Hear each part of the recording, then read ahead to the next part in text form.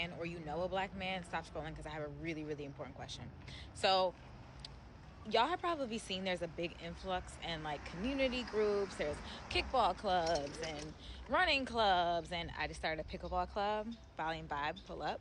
But anyway, there's all these clubs around like building community. But I notice every time I pull up, for the most part, it's like 70% women or more.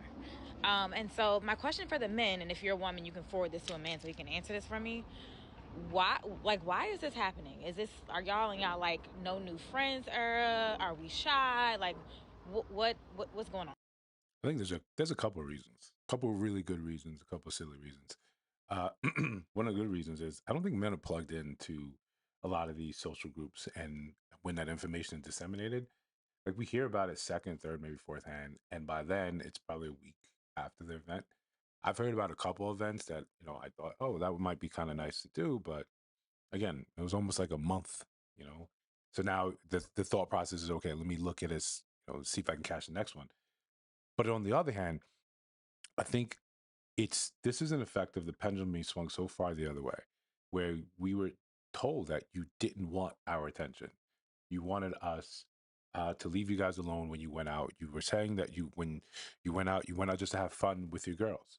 So there's a slew of men that absolutely listen to that. The good men that were never really problematic for you, they listened to that, they took that, and that they passed that message along. So now we get it, leave you alone. Now we want to correct that problem, right? Now you want to correct it. Now you want to create these groups, create these events, the speed dating, the dating events, the run clubs.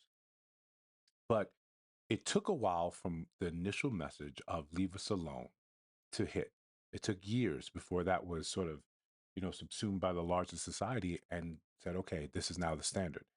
It's going to take also going to take a large amount of time for it to swing back. So you're trying to fix the problem, but wanting immediate results. It took you 5 years to get fat. It's not going to take you 5 days to lose the weight.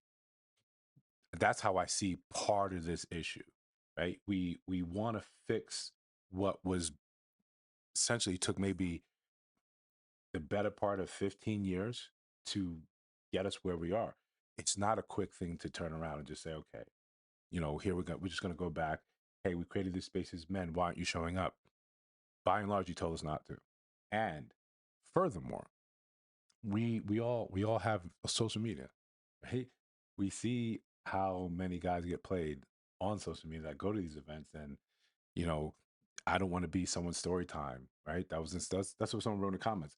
We absolutely get it. Story time of how I met this guy at the speed dating event and how it went left, right? Yeah, we don't want to be part of that.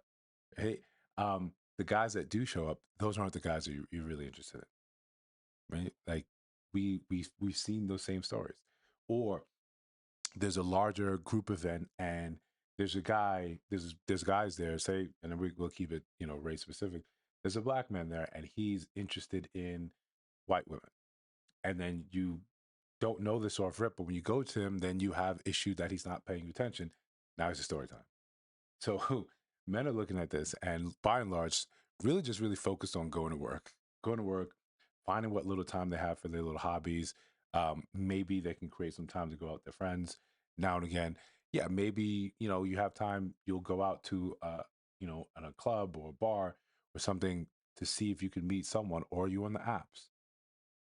Men aren't really plugged in like we used to be, or it's not as easy as it used to be to go out and say, okay, I'm going out for the express purpose of meeting someone and having a good time. So again, I think it's a pendulum swinging back and forth. Then there is just that swath of men to say, yeah, I don't, the juice isn't worth the squeeze. There's some that were lost along this entire process of going from, say the Me Too movement to now we're saying, hey, men are dangerous, men are the predators, hearing this again and again and again, and it seeming to be inundated, right? We have to give people the credence and grace to understand that we're all humans and we're all affected by things in varying degrees and varying times. So when you constantly are fed, you're no good simply because you're a man, or you're the number one predator to women, or You're saying 1 in 4 women on campuses have been SA'd. Men hear that, and the ones that don't want any part of that simply just retreat. They just retreat and say, the best way I cannot be part of this, part of the problem, is to retreat. Now, when we hear that we want to be re-engaged in society, there's going to take some time. With time comes reassurance. Until then, it's going to be hard, and you're going to have to give that same amount of grace to say, no, we actually want you here.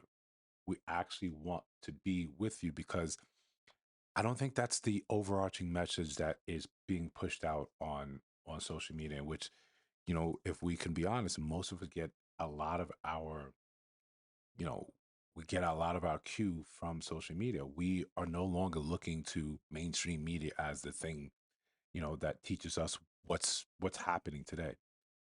Or when you see mainstream social media, you take it with a grain of salt, but you don't really do the same thing with social media, right? Mainstream tells you this and this has happened. The first thing you do is, I got to look it up. I got to question this, because we've been misled for such a long time. And we know what's said on the TV is usually skewed by whatever station we're watching, whatever donor is more responsible. With this left leaning, is right leaning. So we go to our favorite places online and we see, hey, what do you think? Because I think you're less biased than these other people, because maybe, no one's in your pocket, no one's paying your bills except views and clicks and advertising.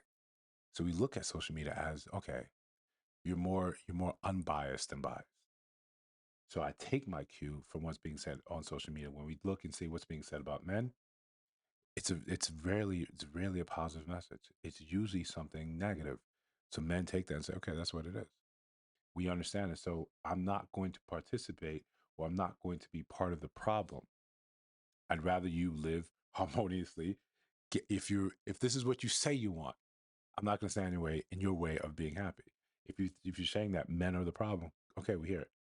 I'm not going to be your problem. I'm going to bow out of this. I'm going to do whatever I want to do, find other joys in life. Then you have the other swath of men that have tried the relationships and have gotten out of it ugly divorces, or just um, bitter child support, and they're just like, again, juice isn't worth the squeeze in terms of engaging, in terms of long-term relationships, in terms of remarrying. They're just like, no, I'm finding, or I'm trying to cultivate my own peace on my own terms. That leaves a large amount of men simply out of the game. I think that's why you don't see a lot of men participating in a lot of these events that women say, well, we're trying to build community.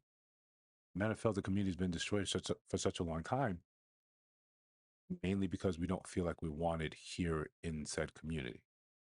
So I think that really answers the question. If you think I missed something, let me know in the comments. I'm always eager to engage with you guys there, especially when it's high level discourse.